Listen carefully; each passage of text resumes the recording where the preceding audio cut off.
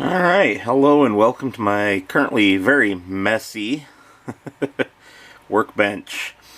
This is that messy because I just finished spending about a week working on 33.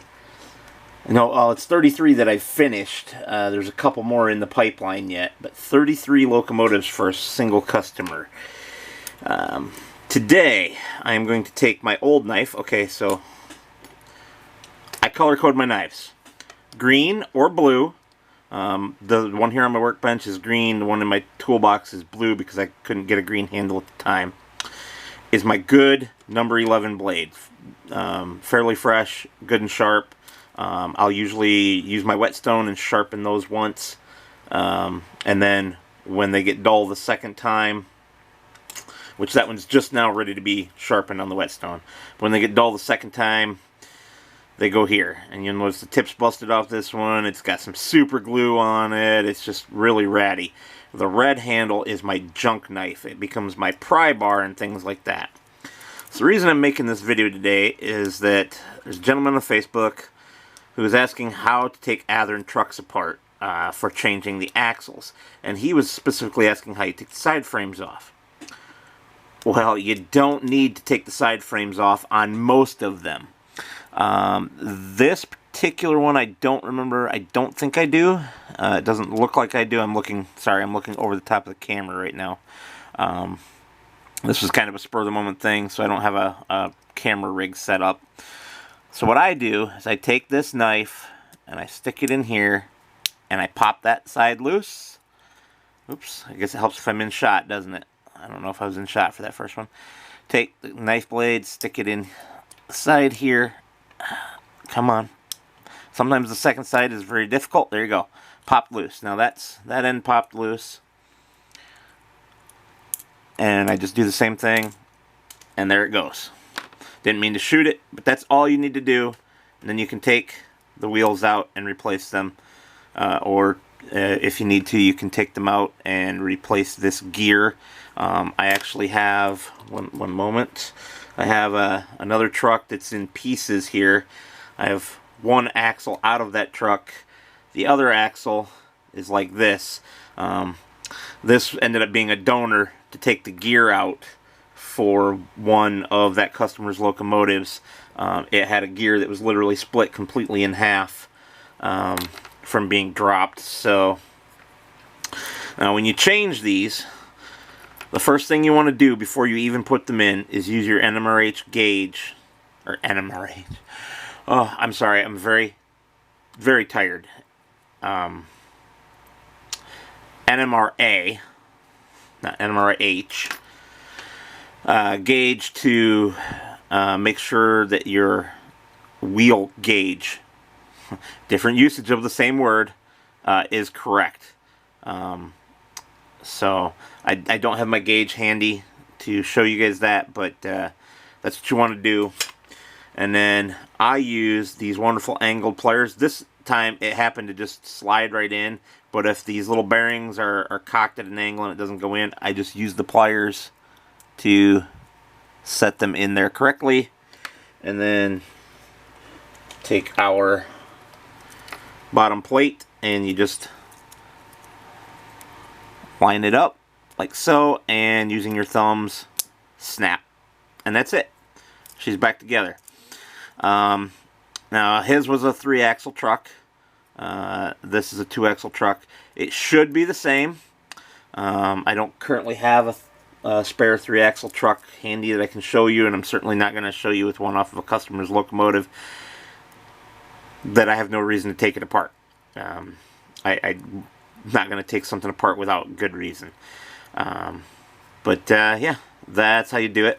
Now, if you have one of the very oddball, and I think I've only ever seen one of these where you actually had to take the side frames off, what I do is I get a regular screwdriver with a blade that's about equal in width to this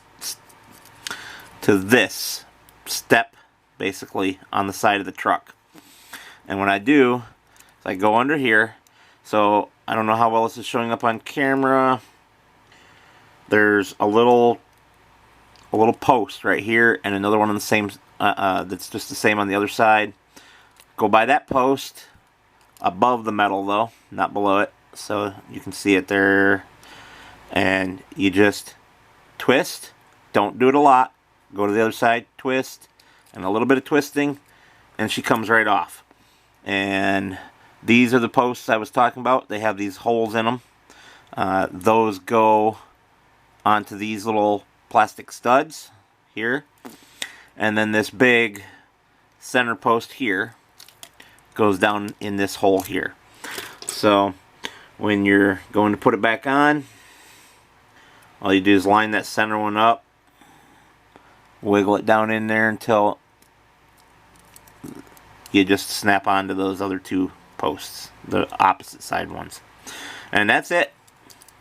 That's Athearn side frames and bottom clip on the truck. They're really simple, easy to work on.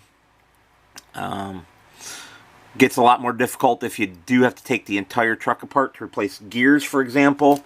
Then you have a tiny little clip here at the front that's just like the one on the bottom, except it only has 2 slots.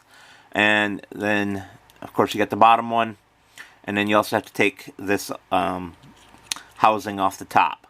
I usually start with the housing, take the worm out, and then I do the bottom one next. Take the wheels out, and then I do this one last.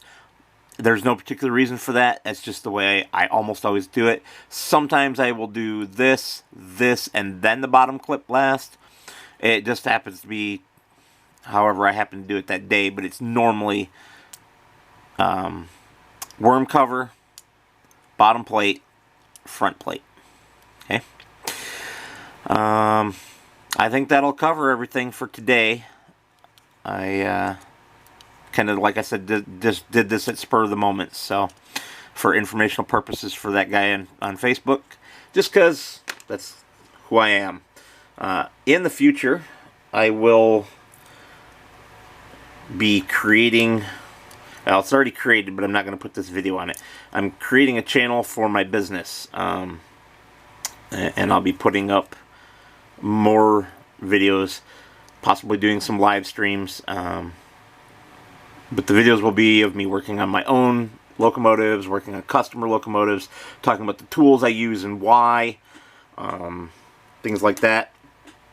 This nasty mess will not be here. Like I said, I was really grinding, working on 30-some locomotives. Yeah. Tiny, tiny screwdrivers. I hardly ever use these anymore because I have a nice WEHA set. They're very expensive, but they're very high quality, made in Germany, as you see there. This is the most common size that I use. I don't even know what size it is off the top of my head. PH1 there. It is the most common size I use, and that's why I have 3 of this size.